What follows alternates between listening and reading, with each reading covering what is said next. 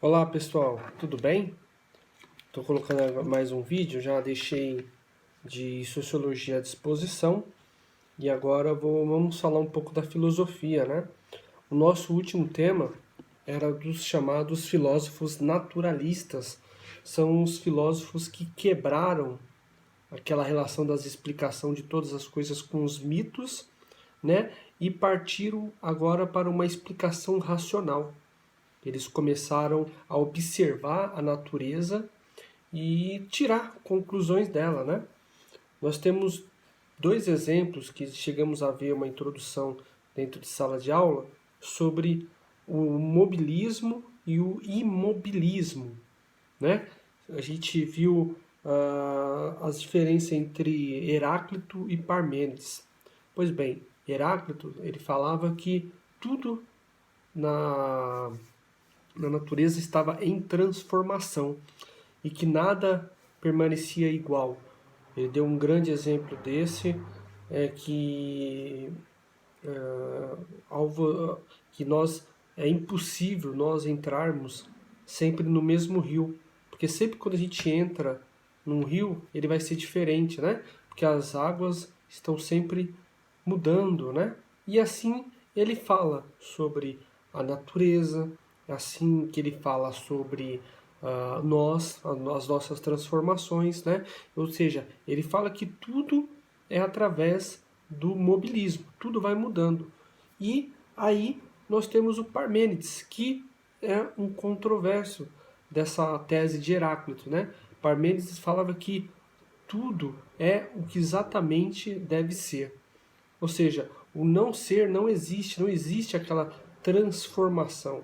Tudo é o que deve ser. Por exemplo, ele fala assim que a árvore, desde a sua concepção, uma pequena semente, ela sempre é uma árvore. Não interessa qual a fase que ela vai passar, ela sempre vai ser uma árvore, ou seja, ela não muda, ela é uma árvore desde a semente até quando ela cresce, né? Ou seja, mas aí você pode questionar, mas ela vai mudando do tamanho, da forma. Para Parmênides, não. Isso já é uma ideia da natureza. Ela é uma árvore. Uma árvore não pode ser outra coisa. Ela não vai mudar, né? Então, essa é a diferença entre Heráclito, que preza pelo imobilismo, pela transformação, e Parmênides, que prega pelo imobilismo, né? Pensar um pouco mais sobre Parmênides, ele vai falar que, ao contrário de Heráclito, que a gente entra, que é impossível a gente entrar no mesmo rio, Parmênides vai dizer que não. Aquela concepção de rio, ele é o que exatamente tem que ser, não pode ser outra coisa, então a gente sempre vai entrar no mesmo rio, né? Ou seja, Parmênides ele nega essa multiplicidade, essa transformação do Heráclito. Isso vocês vão poder ver um pouquinho mais a fundo na página 26, tá? Então, Parmênides e Heráclito, eles eram considerados os filósofos da natureza. Ou seja, eles observavam a natureza e através daquela observação eles tiravam uma conclusão. Esses são os chamados pré-socráticos, tá? Pré-socráticos, que vem antes de Sócrates e que só trabalhava a filosofia através da observação da natureza. A gente vai ter um pouco mais para frente o Empédocles, né, observando a natureza. Ele fala que o princípio de tudo é através de 4 elementos: a terra, ar, fogo e a água. Né? A gente vai ver também a gente vai ver o Tales de Mileto, que ele falava que o princípio de tudo era a água, que o universo ele era úmido, que tudo vinha através da água, né? Ou seja, são filósofos da natureza, ou mais conhecido como filósofos pré-socráticos. Por que pré-socráticos? Logicamente porque vem antes de Sócrates. Por que tem essa divisão? Porque assim, esses filósofos da natureza, eles só observavam essas transformações da natureza. Sócrates foi o primeiro a refletir sobre o comportamento humano, sobre o pensamento humano. E dizia que, através da retórica e da dialética, poderia alcançar o verdadeiro conhecimento. Ou seja, na página 18 tem uma síntese muito importante que diz o seguinte: Sócrates filosofava de um modo curioso. Ele dialogava pelas ruas de Atenas com diversos interlocutores. Não deixou obras escritas, tanto é que a grande parte das obras dele foi registrado por Platão, principalmente no livro A República. Se vocês puderem ler, não é um livro muito grande, dá uma lida na República, que mostra vários textos de Sócrates, como ele desenvolvia a maiêutica, né? A maiêutica era uma forma de Sócrates fazer com que a pessoa que tinha uma verdade absoluta sobre tudo entrasse em contradição e conhecesse novas coisas, como as coisas vão mudando, né? Tem uma música do Raul Seixas que diz: eu prefiro ser essa metamorfose ambulante do que ter aquela ideia, né? Formada sobre tudo, né? Ou seja, não há uma verdade absoluta, não há uma verdade que não é possível mudar. Então, Sócrates trabalhava essa concepção de sempre através do diálogo e sempre através das perguntas, fazendo com que aquele que se considerava o dono da verdade, ou aqueles que se considerava ter uma única verdade, entrasse em contradição, né, e pudesse mudar o seu modo de ver o mundo, né? Um café aqui, só um minutinho. Continuando, Sócrates, ele é o dono daquela frase, né, de conhece-te a ti mesmo. É através do nosso conhecimento, nós conhecemos nós mesmos, que a gente vai chegar ao verdadeiro conhecimento. Nota aí. Sabe-se que Sócrates abordava as pessoas utilizando uma máxima que se achava escrita no templo do Apolo, em Delfos. Conhece-te a ti mesmo. Por meio de questionamento, ele levava seus interlocutores a refletir sobre a razão humana e sobre os seus próprios conhecimentos, interesses, necessidades, senso de justiça, ou seja, sempre formular novos pensamentos para poder sempre aumentar o grau de conhecimento, né?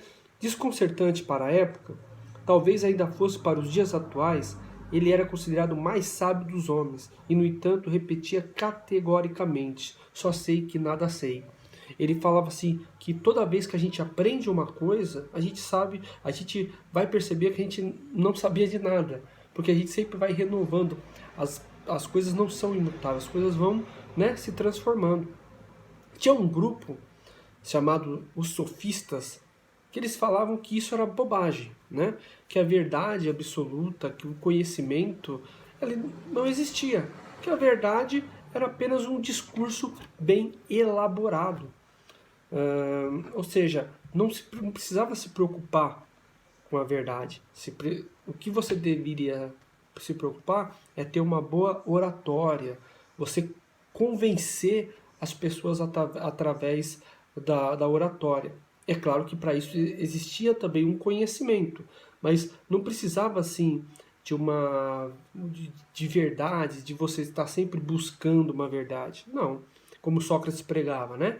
Não, para os sofistas vai ser a verdade é apenas um discurso bem elaborado. Para a gente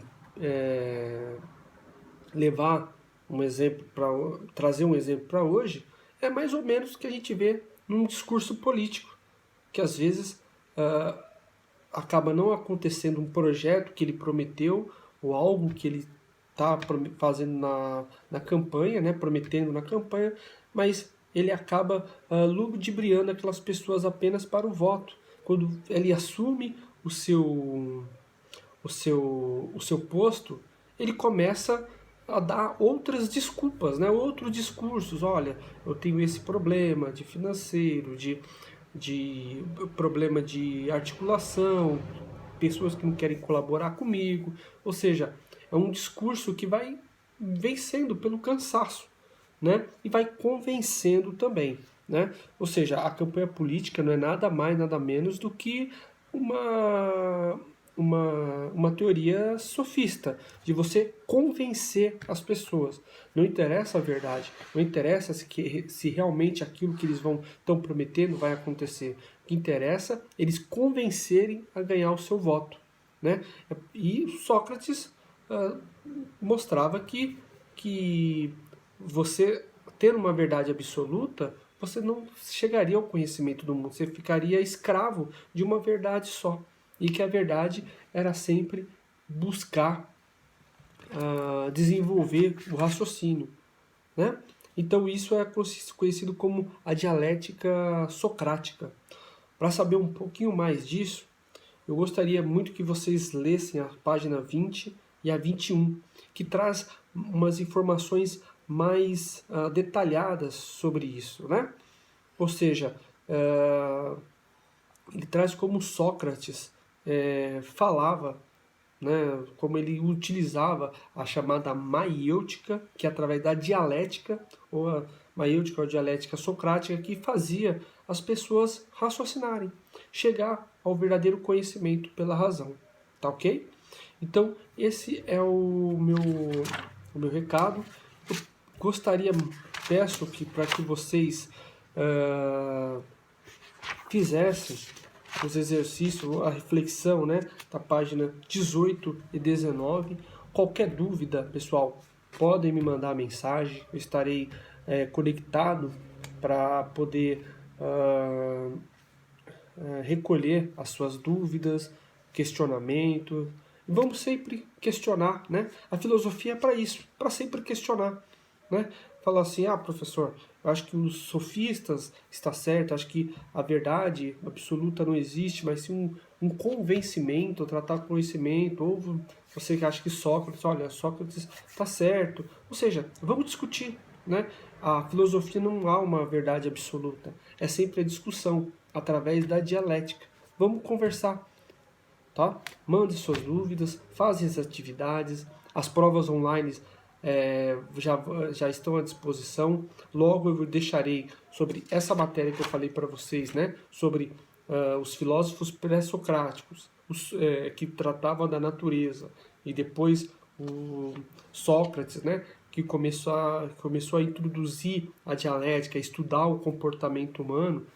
Sobre esses temas também estarão nas avaliações online, que são as próximas, tá ok? Então, pessoal, fiquem com Deus, se cuidem, tomara, né, que a gente logo, logo volte às aulas, tá? Um grande abraço para vocês. Foco nos estudos. Tchau, tchau.